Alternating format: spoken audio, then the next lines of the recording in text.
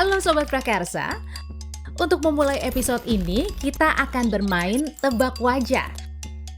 Tugas kalian adalah menebak dari negara mana wajah-wajah ini berasal. Sudah siap? Let's go!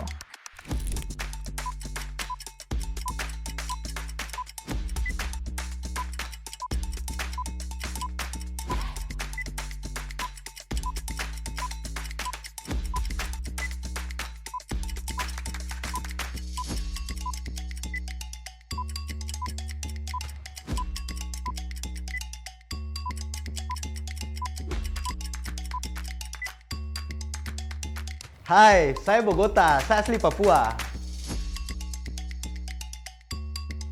Hai, nama saya Jovi, saya dari Manado.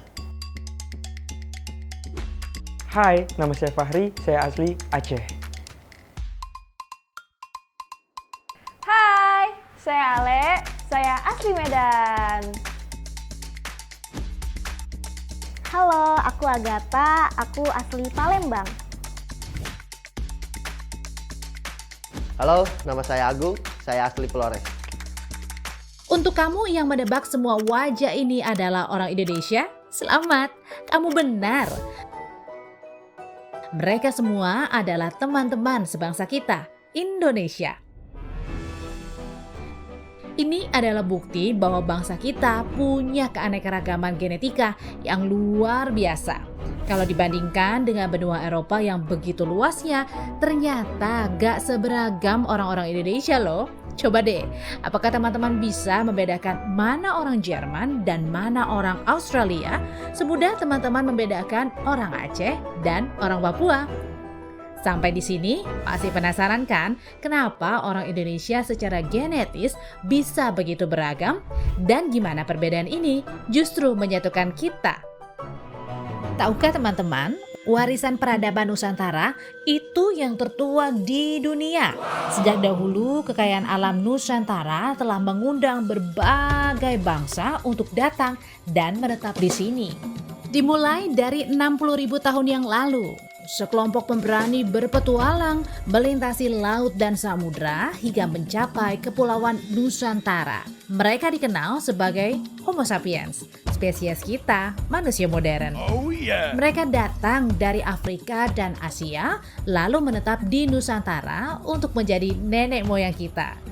Jika teman-teman ingat lagu Nenek Moyangku, Orang Pelaut, ya ini lagu tentang mereka. Saat mereka beradaptasi dengan alam Nusantara, keajaiban pun terjadi. Manusia-manusia purba ini berhasil menuangkan isi pikirannya ke dalam lukisan sederhana di dinding gua. Inilah ledakan intelektual pertama pada Homo sapiens atau manusia modern. Dan ini terjadi di tanah air kita. Sejak saat itu, peradaban tumbuh di bumi Nusantara. Peradaban Nusantara semakin kaya dengan kedatangan berbagai bangsa yang membawa berbagai pengetahuan baru. Mulai dari migrasi bangsa Austronesia pada 4.000 tahun lalu yang membawa budaya pertanian purba. Wow. Disusul masuknya kebudayaan India dan China yang membawa pengetahuan akan huruf dan tulisan. Ini berarti terjadi revolusi budaya yang menghasilkan sistem sosial, politik, budaya, dan ilmu pengetahuan secara sistem kepercayaan dengan berkembangnya agama Hindu dan Buddha. Sejak saat itu, Nusantara meninggalkan era prasejarah dan memasuki era kejayaan yang bertahan ribuan tahun lamanya. Era kejayaan di Nusantara dilanjutkan dengan perkembangan peradaban Islam yang menambah ragam sistem kepercayaan dalam tata kehidupan masyarakat. Dilanjutkan kedatangan bangsa Eropa yang turut membuka wawasan masyarakat Nusantara dengan membawa kebudayaan dan pola pikir kehidupan modern. Sampai di sini, teman-teman pasti mulai berpikir, ternyata kita semua adalah hasil pembauran dari berbagai bangsa. Tak heran kalau kita punya keragaman budaya yang luar biasa kaya. Tapi sebagian dari teman-teman mungkin ada yang meragukan teori yang cukup mind-blowing ini. Untuk membuktikannya, kita akan bertanya pada pakar genetika. Profesor Herawati Sudoyo. Kita itu hidup di suatu kawasan yang sangat-sangat menarik. Kalau saya happy sekali di sini. Karena apa? Karena Nusantara itu menjadi suatu pusat peradaban dan pusat pembauran yang orang seluruh dunia tuh ingin tahu apa yang terjadi. Bagaimana sebenarnya kita mengetahui asal-usul kita. Kita itu asalnya dari mana? Nah, jadi pertanyaan ini pun sebenarnya bisa dijawab oleh DNA. Dari mana sih kamu itu berasal? Nah, ada satu DNA ya yang letaknya di luar dari DNA inti. Jadi ada yang di inti, ada satunya lagi yang namanya mitokondria. Si mitokondria ini diturunkan hanya dari ibu ke anak-anaknya. Jadi sebenarnya apa sih yang diperlihatkan oleh DNA mitokondria ini? Perjalanan seorang perempuan menjelajah dunia dari Afrika sampai Nusantara. Kalau kita pengen tahu kemana atau dari mana moyang kita datang, saya boleh bilang ada 4 gelombang sebenarnya. Migrasi pertama tercatat sekitar 60.000 tahun yang lalu. Itu masuk ke Eropa. Migrasi kedua adalah 30.000 tahun yang lalu, datangnya dari Asia daratan. Lalu kemudian yang ketiga itu moyang yang datang dari utara, itu datangnya dari Asia yang kemudian dia pergi berlayar ke Taiwan, sekarang namanya Taiwan, Taiwan turun ke bawah. Yang keempat itu adalah era sejarah.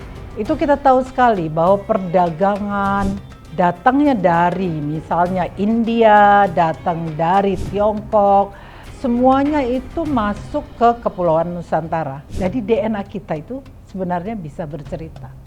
Nah, DNA sudah memperlihatkan bahwa kita itu pertama berkelompok, kedua DNA kita adalah ragam dari leluhur kita. Kalau kita bicara mengenai pembauran, kita bicara mengenai pribumi, kita cenderung untuk sebenarnya memilah orang berdasarkan ras. Dari sudut genetika, ras itu tidak ada lagi. Karena pada dasarnya kita semua adalah yang namanya anatomically modern human. Jadi siapa kita itu? Homo sapiens. Jadi sebenarnya kita sebagai populasi maupun etnik yang ada di Indonesia harusnya justru bangga dengan apa yang kita miliki.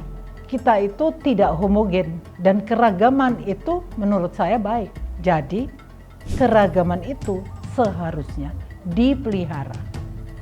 Secara genetik, manusia Nusantara yang menjadi akar dari bangsa Indonesia berasal dari perpaduan ragam genetika.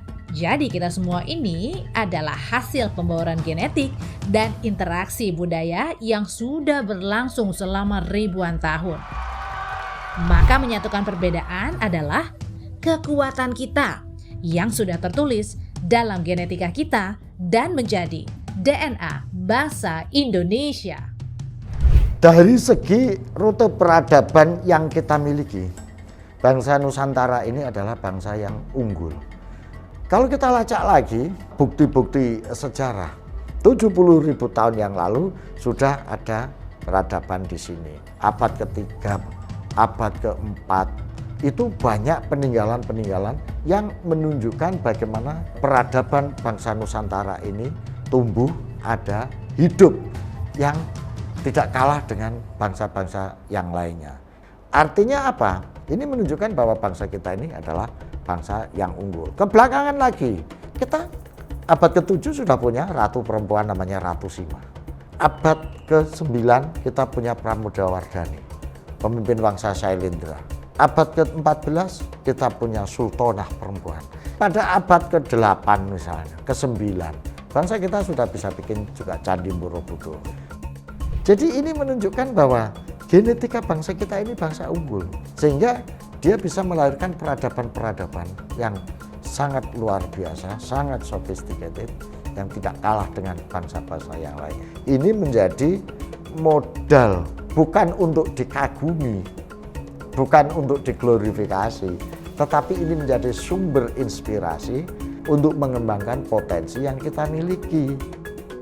Karena yang kita ini secara genetika kultural antropologis juga bangsa hebat, juga bangsa yang luar biasa. Sekarang sudah jelas ya teman-teman, persatuan dari keberagaman adalah DNA kita, Bhinneka Tunggal Ika.